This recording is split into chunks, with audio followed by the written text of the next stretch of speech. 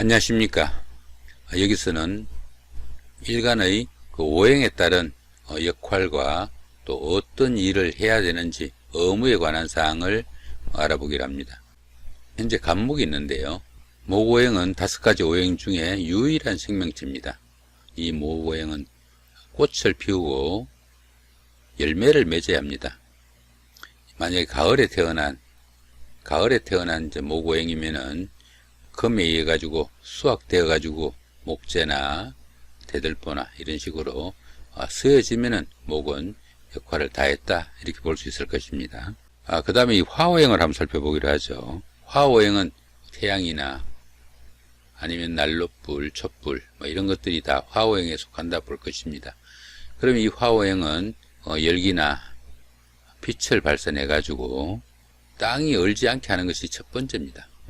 땅이 얼지 않게 해가지고 나무가 목오행이 생육하기 좋도록 그렇게 만들어야 되고, 또한 그 쇠를 금이죠. 금을 열기나 빛으로 녹여가지고 연장이나 보석으로 가공시키는 그런 역할도 이 화의 역할이다 볼 수 있을 것입니다. 자, 그 다음에 이번에는 토의 역할을 한번 보기로 하죠. 첫째로 목오행이죠. 나무가 생육하기에 좋은 조건을 갖춰가지고 나무가 잘 자랄 수 있도록 해야 된다 이렇게 볼 수 있습니다. 이 무토는 양토죠. 그 다음에 기토면은 이제 음토가 될 겁니다. 이렇게 양토이면은 거름과 바람의 역할을 하는 목과 빛과 온도를 제공할 수 있는 화오행이 있어야 적절한 자신의 그 역할을 할 수 있다 이렇게 볼 수 있습니다. 만약에 기토와 같이 이 음토이면은 모래로 좀 배수작용이 가능한 금오행이 있어야 되고, 그 다음에 석기와 물기를 제공할 수 있는 수오행이 있어야 나무가 잘 자랄 수 있는 그런 땅을 만들 수 있다 이렇게 볼 수 있겠죠. 토오행은 강물이 이렇게 흘러가면은 이걸 차단해 가지고 강물의 흐름을 조절하거나 아니면 강물을 가두어 가지고 농업용수나 공업용수, 생활용수 이런 식으로 사용될 수 있도록 하는 것도 이 무토 역할일 것이다 이렇게 보시면 되겠죠. 자, 그 다음에 이번에는 금오행에 대해서 알아보기로 하죠. 자, 이렇게 금오행이면은 금이니까 쇠죠, 그죠? 자, 쇠입니다. 금이니까. 이 금오행은 그 불로, 열기로 재련 가공되어 가지고 보석이나 연장 이런 걸로 거듭나 가지고 유용한 도구나 아니면은 장신구로 쓰여지면은 자신의 역할을 다했다 이렇게 볼 것입니다.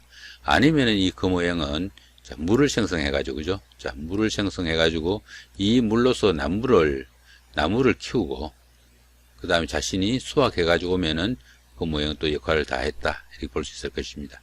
그럼 결국 어떻습니까? 금오행은 화에 의해 가지고 녹여져 가지고 보석이나 연장을 만들어지거나 아니면은 스스로 물을 생성해 가지고 나무를 키우는 그런 역할을 하면은 금오행은 자신의 역할을 다 한다 이렇게 볼 수 있겠죠. 자, 그 다음에 이번에는 수오행을 한번 찾아보기로 하죠. 이 수오행 같으면은 수가 강물이 이렇게 흘러가면은, 그죠? 자, 흙으로 이렇게 해가 제방이 막혀져 가지고 공업용수나 아니면 농업용수 아니면 생활용수 등으로 쓰여지거나 나무에 직접 물기를 제공해 가지고 나무의 생명수 역할을 하면은 수는 자신의 역할을 다 했다 이렇게 볼 수 있을 것입니다.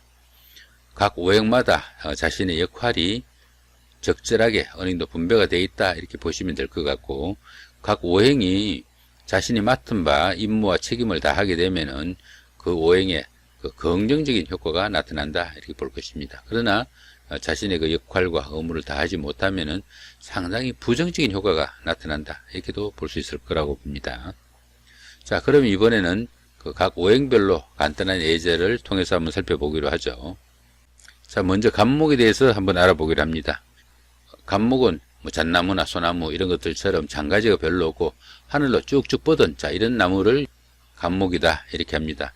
이렇게 쭉쭉 뻗다가 보니까 앞을 향해 전진하고 추진하는 그런 힘은 또 강하고, 또 우두머리 기질이 강해 가지고 주변의 통제나 간섭은 상당히 꺼린다 이렇게 보기도 합니다. 그러다 보니까 이 간목 같은 경우에는 통상 다른 사람 밑에서 일하는 것도 별로 달갑지 않다 이렇게 보기도 하고, 또 언제나 당당하고 또 자신감이 넘쳐가지고 또 긍정적이고 적극적인 성향은 있지만은 환경 적응력이 좀 부족하다 이렇게 보기도 합니다. 이 간목 같은 경우는 어떻습니까? 큰 나무를 옮겨 심으려면은 뿌리 근방에 있는 흙 통째로 다 파다가 옮겨 심어야 살지 말지 합니다. 그만큼 환경 적응력이 좀 부족하다 이렇게 볼 수 있겠죠. 또한 이 간목 같은 경우에는 시작은 잘하지만 보편적으로 좀 마무리는 좀 부족하다 이렇게 보기도 합니다. 자, 이런 간목이 자, 신유월에 이렇게 태어난 경우로 살펴봅니다. 신유월이면 어떻습니까? 6월은 자, 가을이죠. 그죠?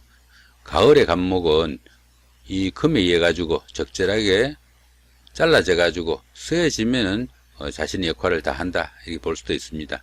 간목일간 같은 경우에는 옆에 있는 월간의 이 신금이 정관으로 남편에 속합니다. 이 신금 같은 경우에는 안전자리 통근을 해가지고 상당히 힘이 강하죠. 이런 경우에 이 간목은 남편한테 기대가지고 그 남편의 극을 받으면서 가정 위주, 남편 위주 이런 생활로 제도와 규율도 좀 중시하고 여성다운 그런 생활을 하고 싶어 할 것이다 이렇게 봅니다. 이 간목은 신금에 의해 가지고 수확되고 또 적절하게 서여지면은 간목은 간목의 역할을 다한다 이렇게 볼 것입니다. 봄에 태어난 간목이면은 꽃을 피우고 열매를 맺어야 하지만 가을에 태어난 간목 같으면은 그 모양의 극을 기다린다 이렇게 보기도 합니다. 자, 이런 간목에서 만약에 일지에 오화가 오는 경우를 상정해 보죠. 일지에 만약에 이렇게 오화가 온다면은 이 간목이 신금 남편에 이렇게 극을 기다리는 이런 입장에서 일지에 오화가 오면은 이렇게 신금의 극을 기다리는 것이 아니라 바로 상관인 오화로 향하게 됩니다. 오화 쪽을 향하게 되니까 신금 남편으로부터 극을 꺼리게 된다는 이야기죠.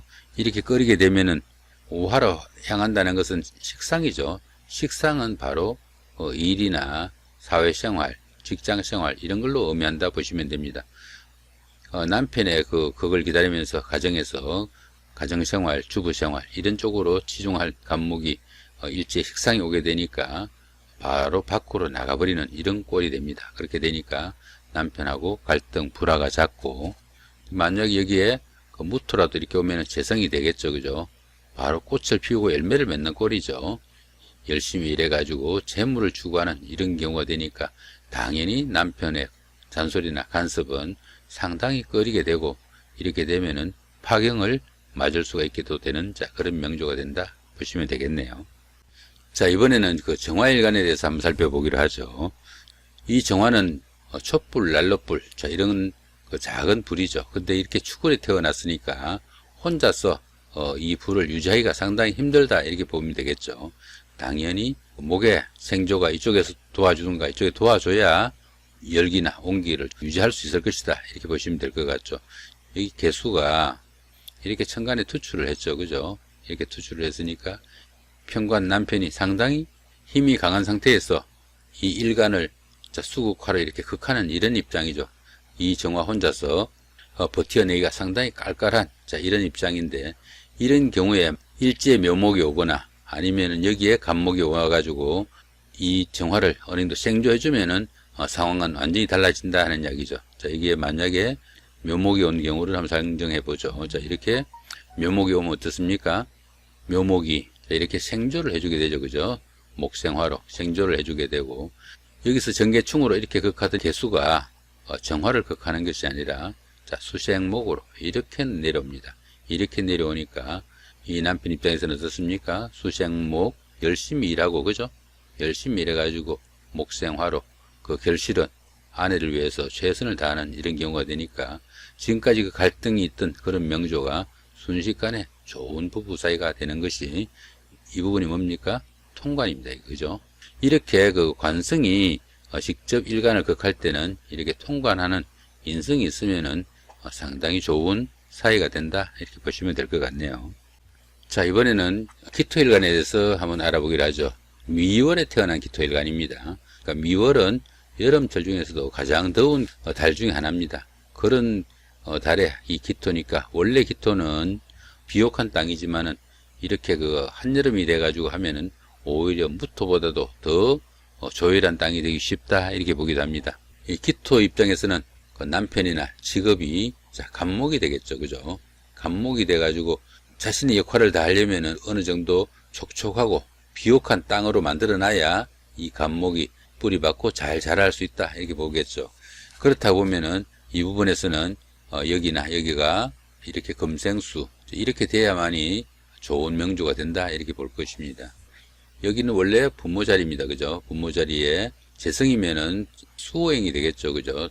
수호행이 되는데 기토가 와가지고 토국수를 하고 있으니까 부모덕이 박하고, 그죠? 부모덕이 박하고 자신의 역할을 다 못하니까 남편덕, 직장운 다 안 좋은 이런 명주가 된다 이렇게 볼 수 있습니다.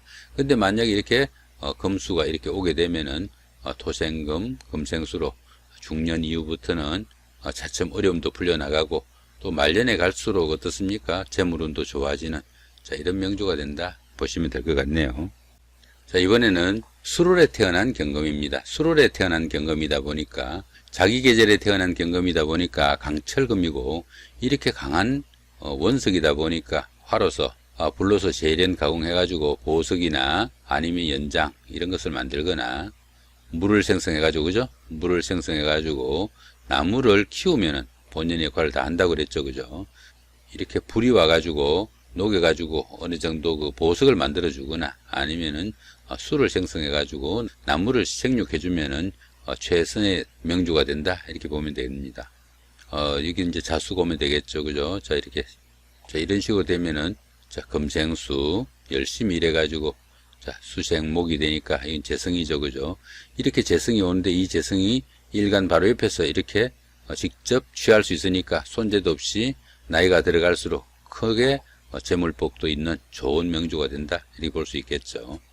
자, 이번에는 임수일간에 대해서 한번 알아보게 됩니다. 자, 수호행이죠. 수호행이면은 강물이나 아니 호수 이렇게 큰 물입니다. 그런데 어떻습니까? 한여름에 임수는 비가 오지 않으면 자칫하면은 냇물이든 강물이든 강바닥이 드러나가지고 가물게 마련이죠. 그죠? 큰 물이지만은 한여름이 되면은 힘이 상당히 미약하다 이렇게 볼 수 있겠습니다. 이런 경우에 화생토죠. 그죠? 이렇게 생주를 받은 관성에 이렇게 극을 받다 보니까 이 임수는 상당히 좀 힘든 역할에 처하게 됩니다. 안 그래도 어떻습니까? 한여름이라 가지고 강바닥이 드러나는데 흙까지 갖다 부은 이런 꼴이죠. 그죠? 자, 이 무토는 남편에 속합니다. 남편에 해당되겠죠. 여기서도 이렇게 그 관성이 왔을 때는 여기에 인성이 와주면은 최상의 명조가 된다 이렇게 보시면 되겠죠. 인성이 뭡니까? 신금이 되겠죠. 그죠? 자, 신금이 오면은 토생금, 금생수 이런 식으로 좋은 명조가 된다 이렇게 보시면 되겠네요. 자, 신금이 오도록 한번 해볼까요? 자, 여기서 신금이 오면은 자, 이런 식으로 되면 어떻습니까? 이렇게 신금이 오게 되면은 지금까지 이렇게 토곡수로 이렇게 극하던 토가 이렇게 토생금 이렇게 되고 금생수 이렇게 돼가지고 남편은 열심히 일해가지고 아내를 위해서 최선을 다하면은 아내 임수는 자식이 양육을 위해서 최선을 다하는 아주 좋은 명조가 된다 이렇게 보시면 되겠죠. 자, 이렇게 일간이 자신의 역할을 다할 때는 이런 식으로 긍정적인 효과가 나타난다 이렇게 보시면은 명조풀이를 하실 때 그 일간이 과연 일간의 그 본연의 역할을 다 할 수 있는지 이 부분을 파악하는 것이 굉장히 중요할 것이다 이렇게 보시면 됩니다. 자, 이렇게 오늘은 일간의 그 오행의 특성에 따른 본연의 역할이 어떤 것이 있는지 한번 살펴봤습니다. 자, 좋은 시간 되시기 바랍니다. 감사합니다.